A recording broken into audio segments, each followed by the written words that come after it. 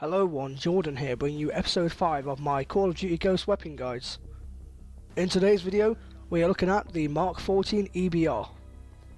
The MK14 EBR is a semi-automatic marksman rifle. It was originally designed back in 2001 by Mike Rock and Jim Ribordy. However, the current version of the MK14 EBR was designed by Smith Enterprise Inc. It is an American weapon, manufactured originally by the NSWC, or Naval Surface Warfare Center. Other variants are manufactured by Smith Enterprise Inc., Shaytac Firearms and Colt Defense Systems. The MK14 EBR is a variant of the original M14 battle rifle that was built for use of the United States Navy SEALs, Delta Force and Task-Specific ODA units. The EBR was made with the intention of carrying out both designated marksman and CQB roles in combat. The first made version of the MK14 EBR was the MK14 Mod 0 rifle. This is the rifle that we see in game. In 2003, Ron Smith and Smith Enterprise Inc. created its own version of the M14 Enhanced Battle Rifle, which was the MK14 Mod 0 Type CEI. This version consists of a medium heavyweight barrel and was widely favoured more than the rifle made by Rock and Ribordy. The weapon then first entered service back in 2004 and is still in service today at this present time. Its two main wars that it was featured in was the war in Afghanistan and the war in Iraq. Now that we know a bit more information about the real life version of the MK14 EBR, it's time to learn some in-game information. The magazine size for the MK14 EBR is the standard 18 rounds, which can be increased with extended mags up to 27. It has the second to lowest fire rate in its class at 480 rounds per minute. This makes this weapon built to use at mainly long range. If you're going to use this weapon at close to mid range, chances are you're going to lose the gunfight, so I would keep your distance. The reload time is a nice 2.97 seconds and 4 seconds when empty. The fact that the extra second when the magazine is empty can be crucial at times, so if you're about to run out of bullets in your magazine, I would find a safe location and then reload. The recoil of the weapon tends to go upwards and towards the right. Damage is quite high at 70 at close range, dropping down to 49 over range. This makes it a 2-hit kill to the body and a 1-hit kill to the head due to the 1.56 headshot multiplier. Over range, it's going to take you 3 shots to the body and 2 shots to the head. So moving on to my recommended attachments when using this weapon. First up is the muzzle brake attachment. This means getting kills over long range will take 1 less bullet to kill. My second recommended attachment is the armor piercing attachment. MK14 has very good penetration, so by adding the armor piercing attachment, we can increase that penetration even more, and we can kill those enemies hiding behind thin cover. My third and final recommended attachment is the thermal hybrid scope. Having that thermal sight on instead of the normal default scope can be quite useful when picking off targets behind cover, especially on maps like Stonehaven. If you know that an enemy is coming towards you closely, we can then switch the scope to a more up close sight. As I said previously, this weapon is definitely not built for up close range.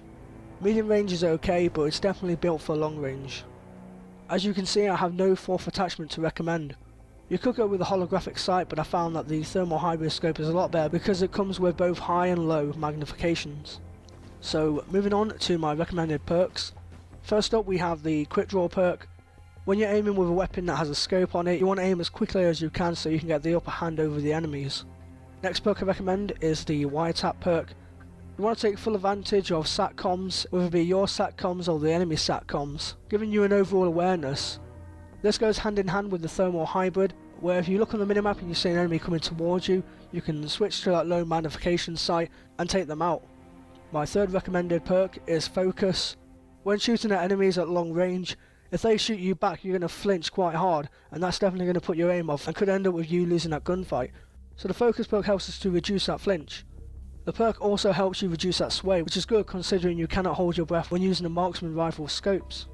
My fourth recommended perk is blast shield. You don't want enemies tossing grenades, semtexes or C4s at your position, so by having increased protection by those explosives can definitely help you stay in the fight, and can even give you an indication that an enemy is approaching you. My fifth recommended perk is marathon. After killing a few enemies, you want to be moving on to a different spot. So by equipping the marathon perk, we can constantly run without stopping to get to our next location. My sixth recommended perk is the extra attachment perk. This allows us to equip essentially all 3 of my recommended attachments, which can definitely help you out in game. My seventh recommended perk is dead silence. This perk goes hand in hand when you equip Marathon. When you're going to be running, you don't want the enemies to know where you are, so by equipping Dead Silence, our footsteps are kept quiet. My final recommended perk has to be Ready Up. After sprinting, you want to have your weapon ready to go in battle, so by equipping Ready Up we can recover our aim after sprinting a lot faster. Finally, moving on to my class setups when using this weapon. My first class setup consists of the MK14 EBR with the muzzle brake and the armor piercing attachments. No secondary, no lethal, however for our tactical slot we are going to equip a concussion grenade. Perks wise, we're going to be going with quick draw, wiretap, focus and blast shield. I found this weapon to be more of a support weapon, so I went with the support strike package, and my strike chain is the SATCOM, the support squad mate and the Oracle. My next class setup is mainly an all-rounder for both mid to long range. So once again we're going to be going with the MK14 EBR. Attachments wise we're going to be going with the muzzle brake, and this time we're going to be going with the thermal hybrid. We're going to have no secondary, no lethal and no tactical, so this leaves the rest of our points spent on our perks. First up is Ready Up, quick draw, wiretap, focus and blast shield. Once again we're going to be going with the support strike package, and I've gone with the SATCOM, the support squad mate and the Oracle as my strike chain. So overall I would say this weapon is very deadly at long range and useless at close range due to the low fire rate. This concludes my weapon guide of the MK14 EBR. If you enjoyed it, you can give the video a like. If not, that's perfectly fine. Join me next time when I'll be covering the L115 sniper rifle. So thanks for watching and I'll see you soon.